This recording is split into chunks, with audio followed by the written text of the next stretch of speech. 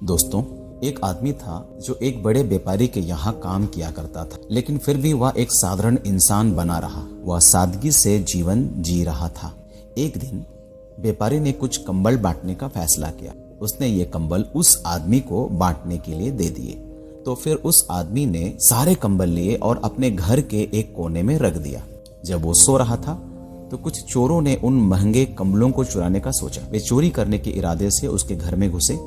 उन्होंने देखा कि वह सो रहा था और उसने खुद को एक ऐसे कंबल से ढका हुआ था जिसमें बहुत सारे छेद थे। चोर हैरान और दंग थे।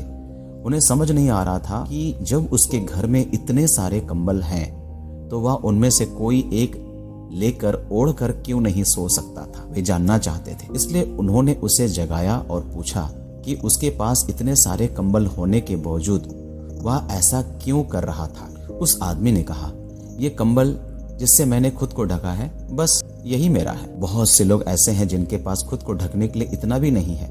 ये कंबल उनके काम आ सके, इसलिए मैंने इनका इस्तेमाल नहीं किया। चोर हैरान रह गए और बोले, जी सर, असल में हम यहाँ चोरी करने आए थे, लेकिन आपने हमारा दिल जीत लिया और हमने तय किया है कि हम अब और चोरी नहीं करेंगे। प्यारे चर्च के लोगों, हो सकता है कि हम उन चोरों जैसे ना हो, लेकिन हम में से कितने लोग उस साधारण आदमी जैसे बन पाते हैं? ये एक सवाल है। हम में से कितने लोग दूसरों का समय चुराते हैं? जब हम बोर होते हैं तो उन्हें फोन करके घंटों बातें करते हैं। हम में से कितने लोग दूसरों के आइडिया या क्रेडिट चुराते हैं? दोस्तों, हमने पहला कुरिन्थी में पढ़ा है, पहला कुरिन्थी 2 अध्याय उसका 14 पद में, परंतु शारीरिक मनुष्य परमेश्वर की आत्मा की बातें ग्रहण नहीं करता, क्योंकि वे उसकी दृष्टि में मूर्खता की बातें हैं और ना वह उन्हें जान सकता है, क्योंकि उनकी जांच आत्मिक रीति से होती है।